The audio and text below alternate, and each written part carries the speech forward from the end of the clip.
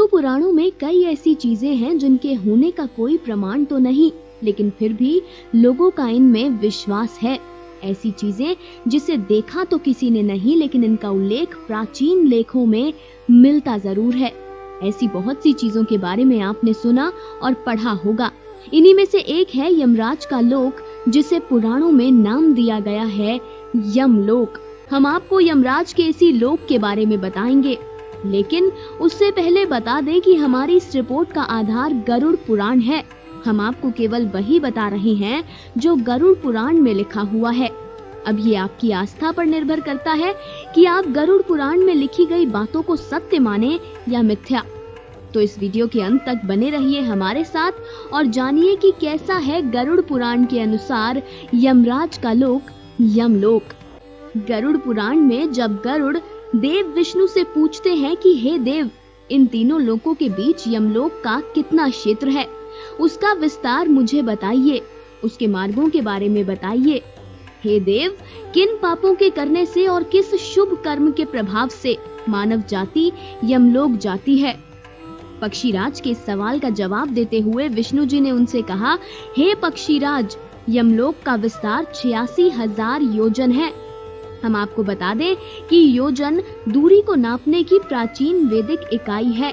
आज के समय से तुलना करें तो एक योजन लगभग 12 किलोमीटर के बराबर होता है। वहीं यमलोक के मार्ग की बात करें तो पक्षीराज गरुड़ को श्री विष्णु जी कहते हैं कि यमलोक का मार्ग मनुष्य लोक के बीच से होकर ही गुजरता है। गरुड़ को समझाते हुए विष्णु कहते हैं कि यमलोक का ये मार्ग पिघले और जलते हुए तांबे की तरह है, अत्यंत तेज व देखने में महाभयंकर। यमलोक के मार्ग में अनेक प्रकार के कांटे लगे हुए हैं और उस मार्ग की भूमि मानो अग्नि की तरह दहक रही हो। इस मार्ग में ना तो कोई वृक्षों की छाया है, ना ही यहाँ कोई जल दिखाई पड़ता है। इस मार्ग पर असहनीय ठंडक से पापी जीवात्मा कांपने लगती है। पाप कर्म करने वाले यम के इस मार्ग पर चलते हुए दया की चित्कार करते हैं। विष्णु जी कहते हैं कि जिसका जितना पाप इस मार्ग पर उतनी ही यातनाएं उसे भोगनी पड़ती हैं। वहीं वो लोग जो इस संसार के प्रति किसी भी प्रकार की तृष्णा नहीं रखते, उनके लिए ये मार्ग भयावह नहीं होता। वो बेहद सुख पूर्वक इस मार्ग से गुजरते हैं। पुण्य आत्माएं पृथ्वी पर जिन जिन वस्तुओं का दान करती हैं, उन्हें इस महापथ पर वो सभी वस्तुएं उपस्थित मिलती हैं। ऐसी पुण्यात्माओं का यमलोक में स्वयं अप्सराएं और गंधर्व स्वागत करते हैं। पुराण ये भी बताती है कि यमलोक की रचना विश्वकर्मा ने की है। विश्वकर्मा की बेहद कठोर तपस्या से ये अद्भुत लोक बना है। गरुड़ पुराण में यमलोक के महापथ के बारे में बताते हुए विष्णु जी कहते हैं कि हे गरुड़, यमलोक की दक्षिण और दक्षिण पश्चिम दिशा में यमराज की पुरी है, जिसे हम यमपुरी कहते हैं। यमलोक की यमपुरी वज्र की तरह शक्तिशाली और अभेद है। इसमें यमराज की आज्ञा के बिना प्रवेश कर पाना असंभव है। असुर ही नहीं, देवता भी यमराज की आज्ञा के बिना यमपुरी में प्रवेश करने में सक्षम नहीं है। पुराण में लिखा है कि यमपुरी चकोर है और यमपुरी में प्रवेश के लिए 4 द्वार हैं। 1000 योजन में स्थित यमपुरी सभी रत्नों से सजी हुई और चमकती हुई बिजली और सूर्य के तेज के समान दिव्य है। इस यमपुरी में यमराज और उनके सभी दूतों के भवन हैं। यमपुरी के बीचों बीच 25 योजन का विस्तार लिए चित्रगुप्त का आलीशान भवन है। ये भवन बड़ा ही मनोहर और ध्वजों से सजा हुआ है। आने जाने के लिए सैकड़ों गलियों वाले इस भवन में लगातार वाद्य यंत्र बजते रहते हैं। सैकड़ों पताकाओं और सुंदर चित्रों से सजे इस भवन की सैकड़ों जलते हुए दीपक शोभा बढ़ाते हैं। इस भवन में मुक्ता मणियों से बना एक परम दिव्य सिंहासन है, जिस पर बैठकर चित्रगुप्त सभी प्राणियों की आयु की गणना और कर्मों का लेखा जोखा तैयार करते हैं। यमपुरी में चित्रगुप्त के महल के पूर्व दिशा में ज्वर, जिसे हम आम भाषा में बुखार कह देते हैं, उसका भवन है। दक्षिण दिशा में गलतियों का भवन है। पश्चिम में अपच अरुचि वास करती है, तो चित्रगुप्त के महल के उत्तर दिशा में अन्य रोग जैसे बेहोशी, पक्षघात ये बसे हुए हैं। जी हाँ, गरुड़ पुराण कहती है कि बीमारियां और एहसास भी एक प्रकार की योनि है, जो कि ईश्वर की आज्ञा से ही मनुष्य के शरीर में प्रवेश करती है। गरुड़ पुराण के अनुसार ईश्वर के आदेश से ही मनुष्य बीमार होता है और ये हर प्रकार की बीमारी यमपुरी में चित्रगुप्त के भवन के आसपास रहती है और गरुड़ पुराण में इन्हें यमराज का दूत कहा गया है।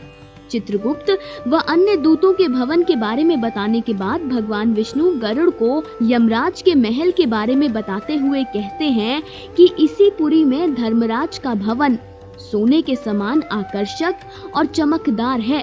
500 योजन में बने 1000 खंबे वाले इस भवन को वैदुरी मणियों से सैकड़ों पताकाओं से सजाया गया है।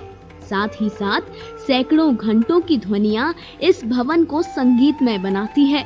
यमराज के भवन के साथ साथ गरुड़ पुराण में यमराज की सभा और सिंहासन का वर्णन भी किया गया है, जिसे गरुड़ पुराण में भगवान विष्णु यमराज का मंदिर कहते हैं।